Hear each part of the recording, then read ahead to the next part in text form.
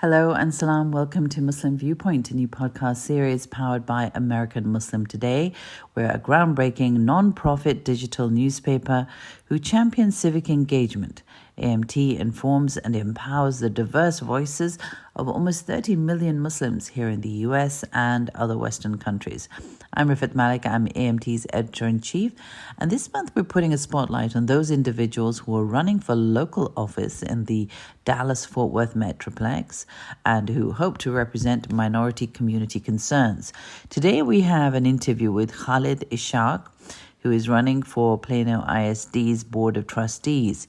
He's been dedicated to improving education since establishing his family in the city more than 20 years ago.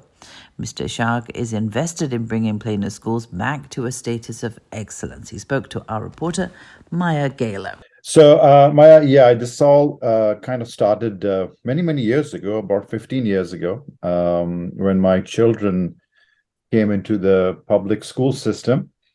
I was one of those parents that was very worried about their education, their environment, the schools itself. So I kind of started getting very actively involved in the schools.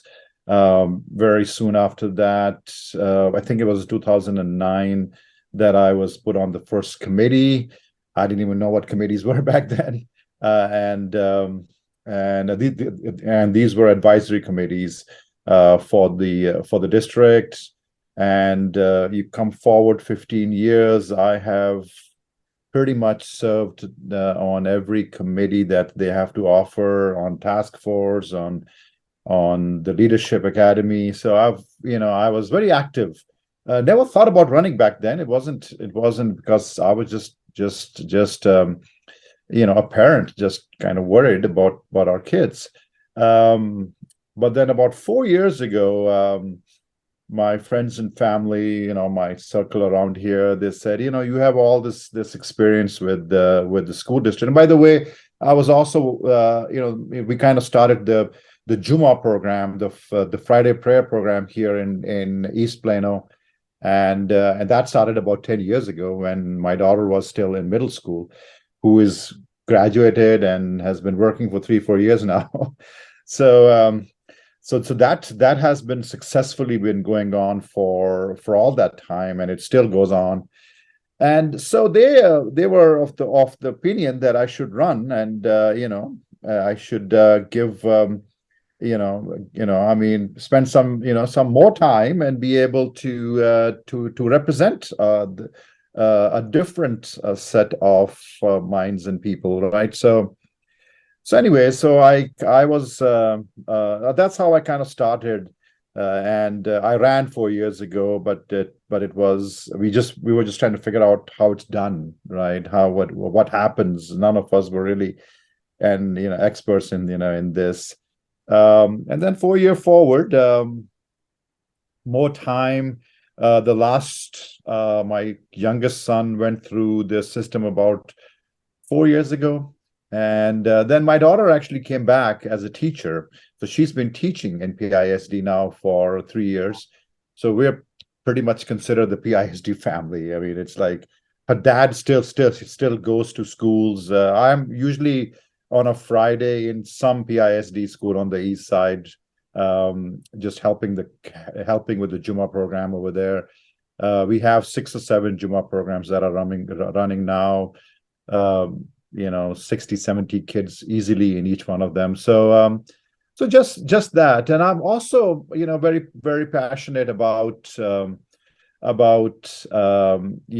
fact that this district used to be a district of excellence, and now it's rated B post-pandemic. And I'm very passionate about career and technology because my background is technology. I'm by education and profession a software engineer, and so I was very, very keen on bringing in partnerships and the programs into the high school, especially the 11th and 12th grade, that would allow for certifications of our kids to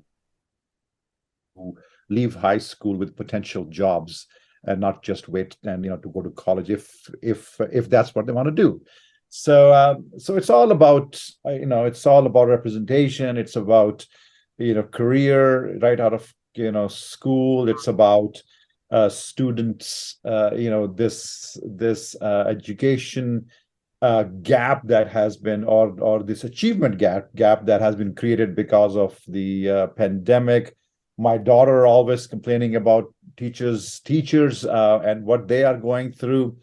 So it all kind of culminated in this time to say, I think it's time again to now do a serious run, and that's why I'm here.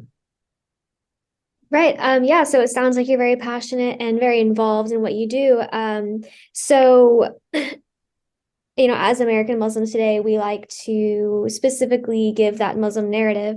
So can you tell me, how does your faith, kind of guide you through your journey, through your career, in, helping your community? Faith is the background and the foundation for everything, right? The reason I first got involved was, in fact, a short story that in 2006 or 7, they opened a brand new PISD, opened a brand new school here right behind our home, and all three of the kids were going to go there, and I walked in the very first day, brand new school, brand new principal.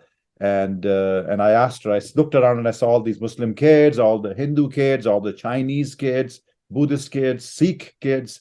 And I looked at her and I said, look at all this variety. Is your staff prepared? And she's like, no, I don't think so. We we are what we are. So I said, okay, I'll be happy to come in as a parent. And at that time, all three of the kids were in elementary. Hannah was in 4th, Ahmed was in 2nd, and Zain was in kindergarten. And I said, hey, I can come in and do a presentation. So we did a presentation called "What I Wish My Teacher Knew About Islam." This was a presentation I did, and I brought in another sister, one of the parents, because I wanted the teachers to be kind of connect with the women, because most of the teachers are women, right? So I said it'll be better for them to connect with the women than just me just talking like a dad. So I brought her in, and we did this presentation, and they loved it. And I got a call a week later from another elementary school for me to come and do it over there. I ended up doing it in 4 different elementaries before I was told by the district not to do it anymore. So faith is the basis, right? Then I actively started to talk about Jumas in the program. I talked about that, right? And because I wanted to make sure that the kids would be able to practice their faith. And you know how difficult it is for these kids to leave school to go for Juma or just miss Juma altogether, right? So we actively, I mean, I was like very active in that direction. Another faith related aspect is the fact that there is a book that used to be taught here in PISD. I don't know what schools you went to, but here in Plano, that in honors English, called Dante's Inferno, and this particular book has pretty bad depiction of our prophet and the Sahaba, especially Ali radiallahu anhu. So we fought that book, and we were able to get that book off that list. So I mean, it's like nowadays it's all about books. There's a lot of talk about books, right? And I'll tell you that I am concerned about that, and I'm concerned about and that's another reason I'm running. And this run is a lot about working with peoples of all faith. It's not just about Muslims. It's about our conservative values, and it's about making sure that the kids are not, exposed or indoctrinated into ideologies that take them away from basics of our deen, right? So as a Muslim, that is definitely a concern as well, and I am definitely working towards that, towards that goal to to have a Muslim representative there, since we give millions of dollars in taxes and at the same time have thousands of kids that go to our schools, right? We're a large district. We're a 50,000 children district, right?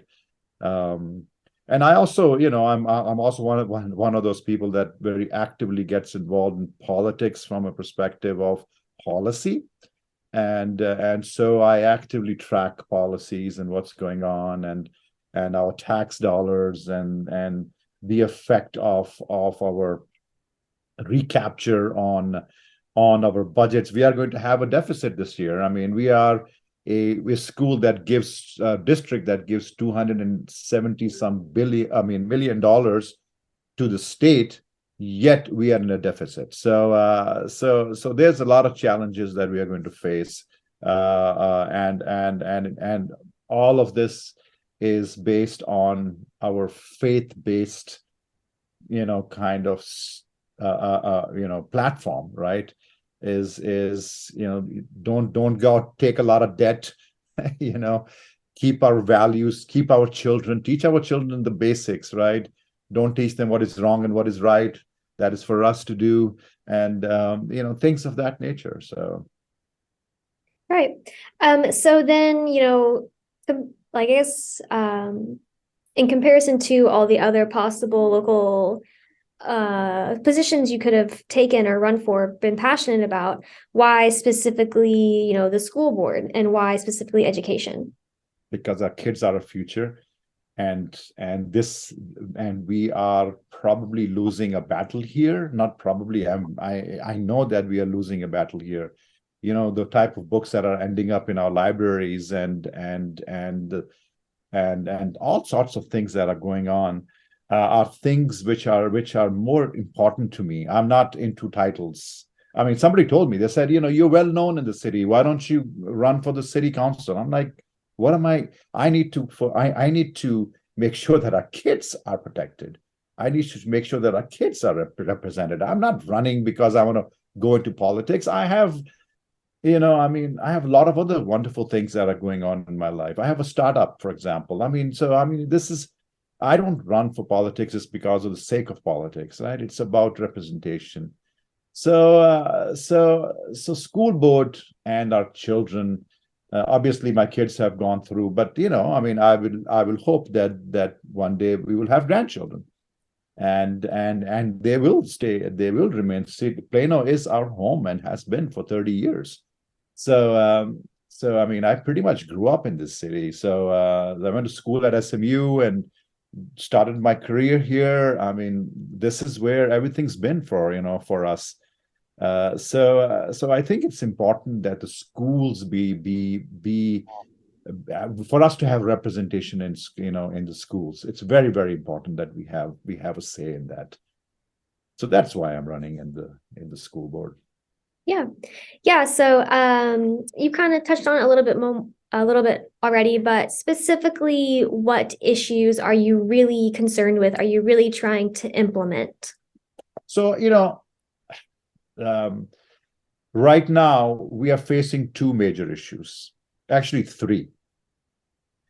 Our biggest issue right now, when it comes from a perspective of our children, is that we have this achievement gap.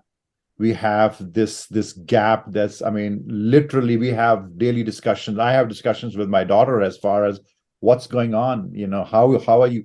Oh, by the way, she's teaching in the same school that I gave the presentation in, and she went to. so she's full circle, come back to the same school.